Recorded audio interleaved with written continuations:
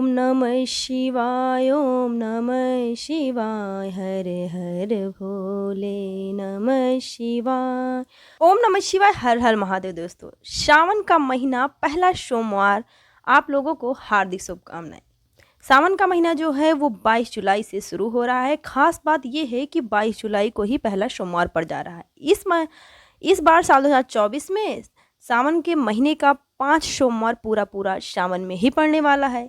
इसीलिए बहुत ही खास महीना रहने वाला है और सारे सोमवार व्रत जो हैं बहुत ही खास रहने वाले हैं। ये वीडियो बहुत ही ज़्यादा खास रहने वाला है क्योंकि इस वीडियो में आप श्रवण करेंगे सावन मास के पहले सोमवार व्रत कथा की।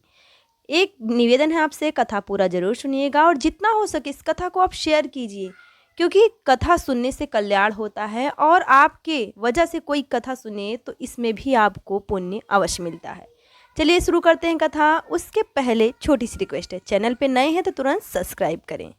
सावन मास भगवान शिव का प्रिय माह है। इस दौरान सोमवार का व्रत रखने से जीवन की समस्याएं परेशानियां दूर होने लगती हैं। लेकिन ऐसा कहा जाता है कि यह व्रत कथा के बिना अधूरा माना जाता है। कहा जाता है कि प्राचीन समय में एक शाहूकार था जो बहुत ही ज़्यादा धनवान था, लेकिन उसकी कोई संतान नहीं थी। संतान ना होने के कारण वह साहूकार बहुत दुखी था। शाहूकार ने संतान की प्राप्ति के लिए हर सोमवार को व्रत किया।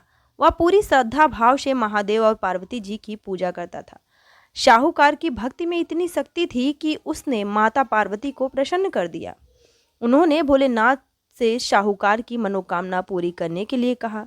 देवी की बात सुनकर शंकर जी ने शाहूकार को पुत्र प्राप्ति का वरदान दे दिया, लेकिन वह बालक केवल 12 वर्ष तक ही जीवित रह सकता है, ऐसा वरदान था।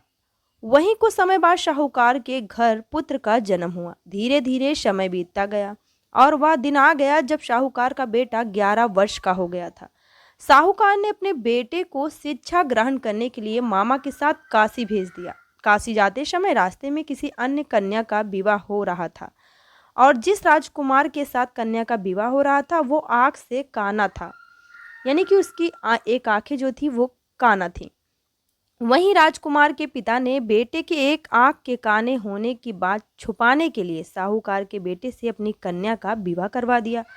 वहीं साहूकार के बेटे ने राजकुमारी की चुंदरी के पल्ले पर लिखा कि तुम्हारा विवाह मेरे साथ हो रहा है, लेकिन मैं असली राजकुमार नहीं हूँ। जो असली है वह एक आंख से काना है। साहूकार के बेटे की ये बात सुनकर राजकुमारी ने ये बात अपने माता पिता को बताई। ये सारी सच्चाई सुनकर राजकुमारी के माता पिता ने अपनी कन्या को विदा नहीं किया। वहीं साहूकार का बेटा अपने मामा के साथ जैसे ही काशी पहुंचे तो उन्होंने यज्ञ किया। यज्ञ वाले दिन उसकी आयु 12 वर्ष होनी थी।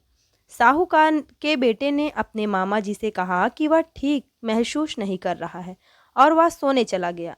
बता दें, भोलेनाथ के वरदान के अनुसार सोते ही बालक के प्राण निकल गए। जब मामा ने मृत भांजे को देखा तो वह रोने लगा। हाहाकार मच गई। संयोग की बात यह थी कि उस समय शिवजी और पार्वती जी वहां से गुजर रहे थे। जब उन्होंने शाहूकार के बेटे को देखा तो मालूम हुआ कि वह तो वही साहूकार का पुत्र है जिसको 12 वर्ष जीवित रहने का वरदान दिया था। इस दृश्य को देखते हुए माता पार्वती ने शिवजी से कहा, प्रभु इसे आयु प्रदान करें, नहीं तो इसके माता पिता यह बात सहन नहीं कर पाएंगे और अपने प्राण त्याग देंगे। माता की बात सुनते ही भगवान शिव ने शाहूकार के बेटे को जीवन दान दे दिया। फिर जब वह काशी से शिक्षा प्राप्त कर घर की ओर निकला तो रास्ते में वह उस नगर में पहुंचे जहां उसने लड़के का विवाह हुआ था। वहां पहुंचकर उन्होंने यज्ञ का आयोजन किया। इस दौरान राजकुमारी के पिता साहूकार के बेटे को पहचान गए। उन्होंने अपनी पुत्री को उसके साथ विदा कर दिया। फिर अंत में तीनों लोग खुशी से अपने घर पहुंचे। उसी दिन साहूकार के सपने में महादेव आए और कहें कि हे श्रेष्ठी, मैंने तेरे सोमवार के व्रत और सच्ची श्रद्धा से खुश होकर तेरे पुत्र को लंबी आयु दी है। तभी से लेकर ये मान्यता है कि जो भी भक्तजन सोमवार का व्रत करता है तो माता पार्वती उसकी सभी मनोकामना पूरा करती हैं। और ख़ास बात यह है कि भगवान शंकर से अपनी जिद से पूरा करवा ही देती हैं। इस कथा यहीं पे समाप्त होती है। जो भी स्त्री पुरुष कुंवारी कन्या भगवान भोलेनाथ माता पार्वती का व्रत सावन का सोमवार रखते हैं, अतः कथा सुनते हैं, पूरी श्रद्धा सच्चे मन के साथ बिना किसी ईर्ष्या भावना किसी के प्रति रखते हुए पूरी सच्ची मन के साथ भगवान भोलेनाथ, माता पार्वती उनकी सभी मनोकामना को पूरी करते हैं, चाहे वो पुत्र प्राप्ति की हो, चाहे वो कुंवारी कन्या के विवाह होने की हो, या फिर अपने पति के तरक्की की हो। कोई भी मनोकामना अगर हम सच्चे दिल से रख रहे हैं और पूजा कर रहे हैं विधिवत, तो भगवान भोलेनाथ, माता पार्वती उसको अवश्य पूरा करती हैं। सावन से रिलेटेड मेरे चैनल पे बहुत सारे वीडियो हैं, इसलिए आप जाके देखिएगा, बहुत ही जानकारी फुल वीडियो हैं। एक बार आप वीडियो अगर देखेंगे, सुनेंगे, तो आपकी ज़िंदगी बदल जाएगी। जितना हो सके इस कथा को आप शेयर जरूर कीजिएगा, आधा पुण्य कमाने के लिए।